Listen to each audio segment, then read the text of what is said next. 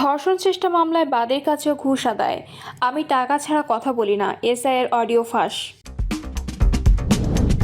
প্রশ্ন উঠছে, এটা বন্যা নাকি খেসারত? এবং সর্বশেষ জানাবো, রাজনীতিবিদদের জন্য রাজনীতি কঠিন করে ছাড়বো, বললেন হাসনাত আব্দুল্লাহ। শুনছিলেন সংবাদ শিরোনাম, এবারে বিস্তারিত। প্রশ্ন উঠছে, এটা বন্যা নাকি খেসারত? বন্যার দেশে প্রস্তুতি থাকে, মানুষ জানে কখন বৃষ্টি হবে, কখন নদীর পানি বাড়বে, করণীয় কি। গত কয়েকদিন বঙ্গোপসাগরে সৃষ্ট লঘুচাপ এবং মৌসুমী বায়ুর প্রভাবে হওয়া বৃষ্টিতে ফেনী, কুমিল্লা সহ কয়েকটি জেলায় বন্যা শুরু হয়েছে। বেশিরভাগ নদ নদীর পানি বেড়ে প্লাবিত হয়েছে উপকূলীয় কয়েকটি জেলার নিচু এলাকা। পরিস্থিতি মোকাবিলায় প্রস্তুতিও নিয়েছে ত্রাণ ব্যবস্থাপনা অধিদপ্তর, কিন্তু বিশেষজ্ঞরা প্রশ্ন তুলেছেন, এটাকে বন্যা বলা যাবে কিনা। তারা বলছেন, আসলে গত বছরের বন্যায় ক্ষতিগ্রস্ত বাঁধ ঠিকমতো মেরামত না করায় খেসারত দিতে হচ্ছে। জুলাই মাসে যে পরিমাণ স্বাভাবিক বৃষ্টিপাত হওয়ার কথা, তার শুরুর আগে বাঁধ ভেঙে যাওয়া, পানি ঢুকে যাওয়া নিয়ে এই শঙ্কার কথা ভাবছেন তারা। ফেনীতে ভারী বৃষ্টিপাত ও ভারতের উজানের পানিতে পরশুরাম ও ফুলগাজী উপজেলার বন্যা নিয়ন্ত্রণ বাঁধ ভেঙে প্লাবিত হচ্ছে নতুন নতুন এলাকা।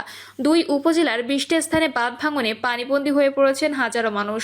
পরশুরাম ও ফুলগাজী উপজেলা প্রশাসন সূত্রে জানা গেছে, মুহুরী নদীর বন্যা নিয়ন্ত্রণ বাঁধের পরশুরাম উপজেলার জঙ্গলঘোনায় 2টি, অলকায় 3টি, শালধর এলাকায় 1টি, ফুলগাজী উপজেলার উত্তর শ্রীপুর এলাকায় 1টি স্থানে ভাঙন দেখা দিয়েছে। সিলোনিয়া নদীর পরশুরাম গদানগর এলাকায় 1টি ও ফুলগাজীর দেড়পড়া এলাকায় 2টি স্থানে বাঁধ ভেঙেছে। এছাড়া কৌহুয়া নদীর পরশুরাম উপজেলার সাতকুচিয়ায় 2টি, বেড়াবাড়িয়া 1টি ও ফুলগাজী উপজেলার দৌলতপুর এলাকায় বন্যা নিয়ন্ত্রণ বাঁধের 1টি স্থানে ভাঙন দেখা দিয়েছে। বিকাল থেকে এসব স্থানে ভাঙন দেখা দেয়। এতে তীব্র স্রোত পানি প্রবেশ করে। টানা ভারী বর্ষণ আর উজান থেকে নেমে আসা পাহাড়ি ঢলে বাড়ছে কুমিল্লার গোমতী নদীর পানি। ফলে জেলার কয়েকটি উপজেলায় বন্যার আশঙ্কা দেখা দিয়েছে। কুমিল্লা অঞ্চলের পাশাপাশি ভারতের ত্রিপুরা রাজ্যেও ব্যাপক বৃষ্টিপাত হচ্ছে। ওই রাজ্যের পানি গোমতী দিয়ে প্রবাহিত হয়ে কুমিল্লা অংশের দিকে নামছে।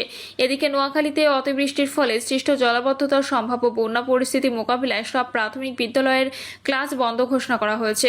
দুপুরে জেলা প্রশাসকের সম্মেলন কক্ষে জেলা দুর্যোগ ব্যবস্থাপনা কমিটির সভায় জেলা প্রাথমিক শিক্ষা অফিসার ইসরাত নাসিমা হাবিব বিষয়টি নিশ্চিত করেন। সভায় প্রধান অতিথির বক্তব্যে জেলা প্রশাসক খন্দকার ইশতিয়াক আহমেদ বলেন, জলাবদ্ধতা ও বন্যা মোকাবিলায় জেলা প্রশাসনের প্রস্তুতি চলছে।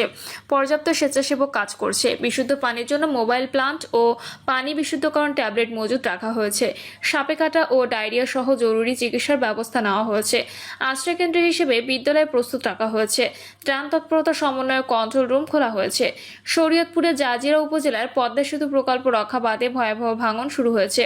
ইতিমধ্যে নদীগর্ভে বিলীন হয়েছে বসতঘর, দোকানপাট সহ 26টি স্থাপনা। ভাঙন আতঙ্কে দিন কাটছে অন্তত 600টি পরিবারের। ইতিমধ্যে নদীর পাড় থেকে বাড়িঘর অন্যত্র সরিয়ে নিতে শুরু করেছে স্থানীয়রা। এদিকে খাগড়াছড়ি জেলার দীঘিনালা উপজেলায় টানা বৃষ্টি আর উজান থেকে নেমে আসা পাহাড়ি ঢলে নিম্ন অঞ্চল প্লাবিত হয়ে পড়েছে।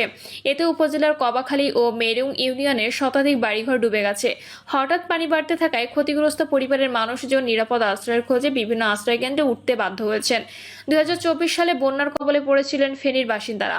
এবার দ্রুত পানি বাড়তে দেখে তারা শঙ্কিত হয়ে পড়েছেন। তারা মনে করেন, বেড়িবাঁধ দেওয়া ও নদী খনন না করলে প্রতি বছর তাদের এভাবে ভুগতে হবে। পরশুরামের চিথলিয়া এলাকার গৃহবধূ জাকি আক্তার জানান, রাত 8টার দিকে পানি ঘরে ঢুকে পড়ে। কোনো রকমে কিছু জিনিস নিয়ে অন্য জায়গায় আশ্রয় নিয়েছি। মির্জানগরের রফিকুল ইসলাম বলেন, পাওপর গাফিলতির কারণে বল্লামুখা বাঁধের প্রবেশ মুখ বন্ধ করা হয়নি। প্রতি বছর কিছু লোকের দায়িত্বহীনতার শিকার হচ্ছে সাধারণ মানুষ। দুর্যোগ ব্যবস্থাপনা বিশেষজ্ঞ গওহার নঈম ওয়ারা বলছেন, এটা বন্যা না, গাফিলতির খেসারত। এলাকায় যান, সাধারণ মানুষই আপনাকে সেটা বলতে পারবে। তিনি বলেন, জুলাইয়ে সাধারণত যে বৃষ্টিপাত হওয়ার কথা সেটা এখনো শুরু হয়নি বা কেবল শুরু হচ্ছে, কিন্তু সেটাকে স্মরণকালের বেশি বলা হচ্ছে। আসলে যেটা ঘটেছে, গতবার ক্ষতিগ্রস্ত হওয়া বাঁধ মেরামত করা হয়নি ঠিক মতো, তার খেসারত দিতে হচ্ছে। আদৌ স্মরণকালের বেশি বৃষ্টিপাতে বন্যা হয়েছে কিনা সেটা নিশ্চিত করে বলতে পারছে না আবহাওয়া অফিসও।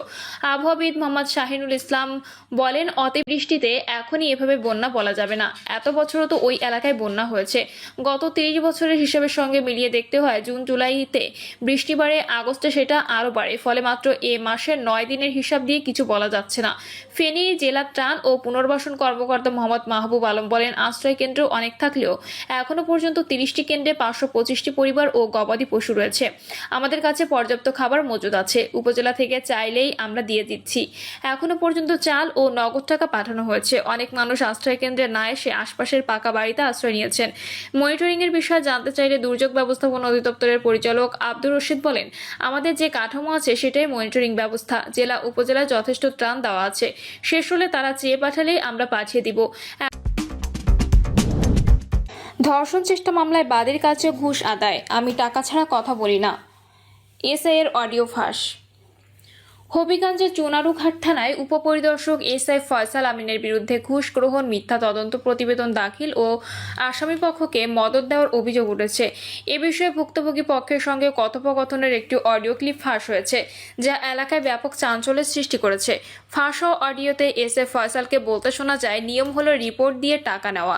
আগে যেহেতু টাকা নিয়ে ফেলছি, এখন দায়সার অবস্থায় পড়ে গেছি। আমি টাকা ছাড়া কোনো কথা বলি না। একজন মাত্র 7,000 টাকা দিয়ে গেছে। আপনার টাকাটা নিয়েই এখন বিপদে পড়ছি, সবাই জেনে গেছে। জবাবে ভুক্তভোগী শাহাবুদ্দিন বলেন, সে আমার আসামি।